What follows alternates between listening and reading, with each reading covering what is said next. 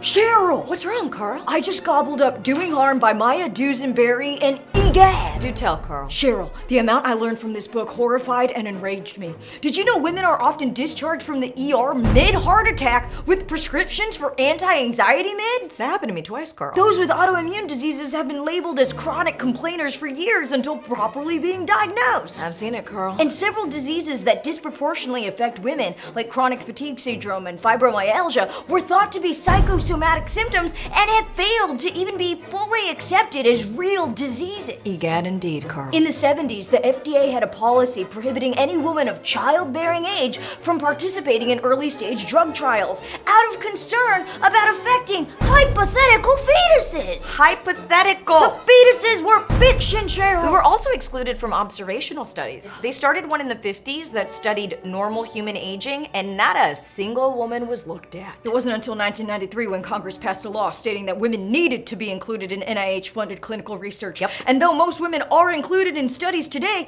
it is not the norm to analyze results by gender to see the differences between men and women. Nope. So experts are describing this approach as just add women and stir. Yep. This is why women are being overdiagnosed on most drugs. On average, men have a higher body weight than women and a different metabolic response, yet that difference is not normally accounted for. We prescribe drugs based on a one-size-fits-all dosage, but that one size, it ain't women, Cheryl. Say it louder for the people in the back, Carl. Also, women have atypical symptoms when it comes to heart disease, even though it's the leading cause of death for women in the United States. For the first 35 years that we were studying heart disease, we were mostly studying it in men. Now that we're going back and comparing women's experiences to men's experiences, women are more likely to have what we consider to be atypical symptoms. Which are considered atypical because the norm has been the male model. One study found women under 55 were 7 times more likely to be sent home in the middle of a heart attack.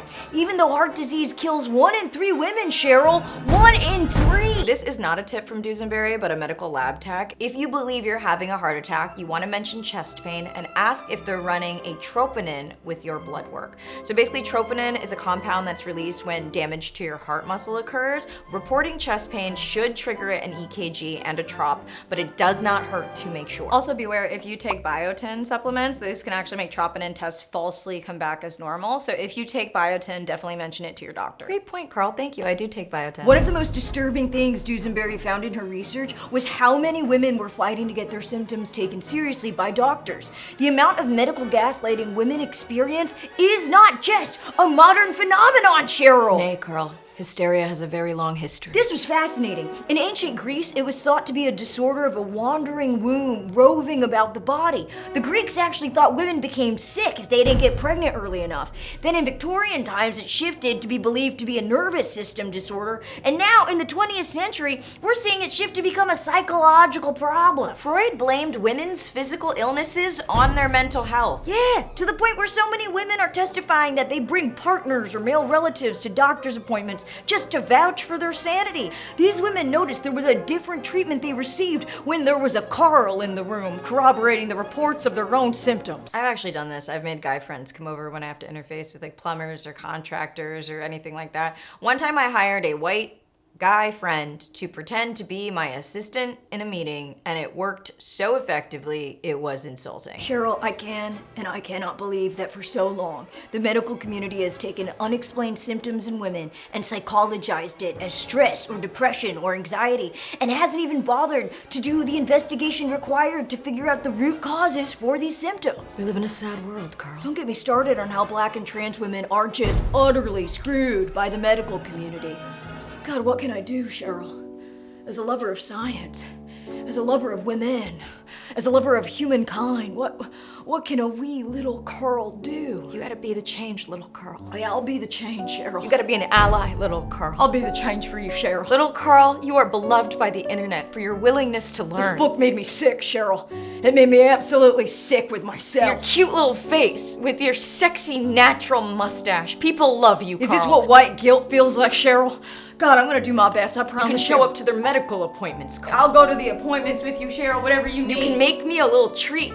You can make me a little snack, okay? Because I'm a little hungry right now. I'm gonna go to the kitchen, I'm gonna make you a sandwich, Cheryl. I need you to go down to the kitchen. I'm a real man. And make me something yummy.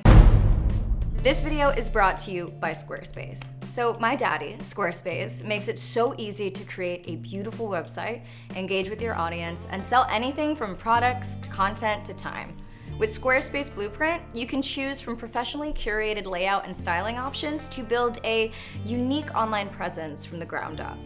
Easily launch your website and quickly get discovered with optimized SEO tools. If you don't know about SEO, that basically just means you show up more often to more people and you can organically grow the way that you want. Squarespace offers flexible payments, which makes checkout for your customers so simple because they can choose whatever works for them, whether it's credit cards, PayPal, Apple Pay, and more. And if you're a video content creator like myself, you can upload video content, organize your library, and sell access to your catalog by adding a paywall to your content. From helpful AI tools to client invoicing, streamlining your workflow has never been easier than with My Daddy. Go to squarespace.com for a free trial, and whenever you're ready to launch, go to squarespace.com/Anna to save 10% off your first purchase of a website or domain. Bye.